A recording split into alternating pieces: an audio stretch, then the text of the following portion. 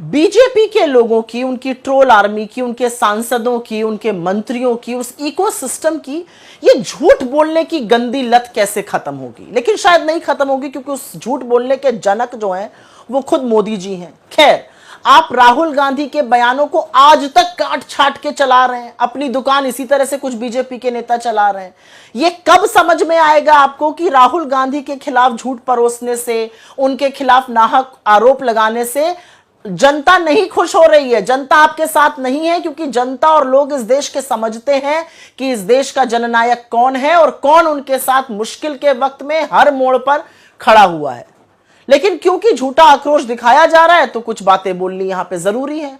Rahul Gandhi ji America के दौरे पर हैं, वहां पर उन्होंने सबको समान अधिकार देने की एक बात कही। उन्होंने कहा कि हिंदुस्तान में सबको, हर धर्म, हर वर्ग, हर जाति के व्यक्ति को समान अधिकार होने चाहिए, और उसी क्रम में उन्होंने बहुत सारी बातें बोली। बीजेपी ने उसका एक वाक्य निकाला और उसको सिखों से जोड़ दिया।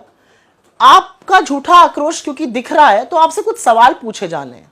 कहां था यह आक्रोश जब बीजेपी के सांसद और इनके मंत्री पंजाब से आए हुए किसानों को, हरियाणा से आए हुए किसानों को, इस देश के तमाम किसानों को आतंकी, खालिस्तानी, मवाली, गुंडे कहते थे?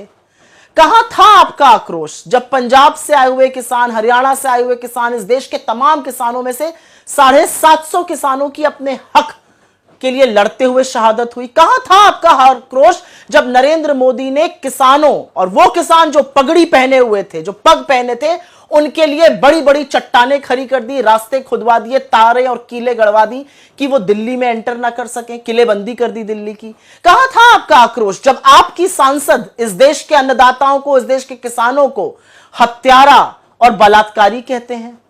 असलियत यह है कि राहुल गांधी इस देश को आईना दिखा रहे हैं, क्योंकि आज इस देश के हालात कुछ ऐसे हैं कि ट्रेन में बैठे हुए एक व्यक्ति पर हमला इसलिए किया जाता है क्योंकि वो एक वर्ग, एक धर्म से आता है, उसके साथ उसको थप्पड़ मारे जाते हैं, उसके साथ बदतमीजी की जाती है, वो बुजुर्ग है क्योंकि वो मुसलमान है। शक के घेरे में एक आदमी की पीट पीट कर हरियाणा में हत्या कर दी गई क्योंकि शक था कि वो मुसलमान है और वो कुछ मीट कैरी कर रहा था।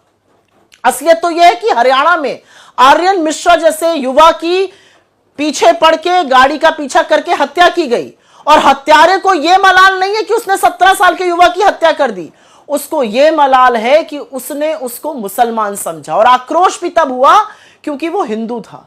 यह इस देश के हालात आपने कर दिए हैं। लेकिन एक सवाल पूछना चाहती हूं, पंजाब जाने से खौफ क्यों है? ये वही प्रधानमंत्री है ना जिन्होंने पंजाब की अस्मिता पर सवाल उठा दिया था, पंजाब में अपने खिलाफ असुरक्षा पर सवाल उठा दिया था। क्या पंजाबीज आपको सुरक्षित नहीं रख सकते थे? क्या पंजाब आपको सुरक्षित नहीं रख सकता था? झूठा आक्रोश दिखाना, काट छाट के बयान चलाना, इस तरह की राजनीति का सहारा बीजेपी लगातार तब तक लेती रहेगी जब तक मुद्दों से भटकाएगी। लेकिन आपके सामने विपक्ष खड़ा है, इंडिया अलायंस खड़ा है, कांग्रेस पार्टी खड़ी है, राहुल गांधी खड़े हैं, और मुद्दों से हम आपको भटकने नहीं देंगे। द इंडियन खबर, सच आपके सामने।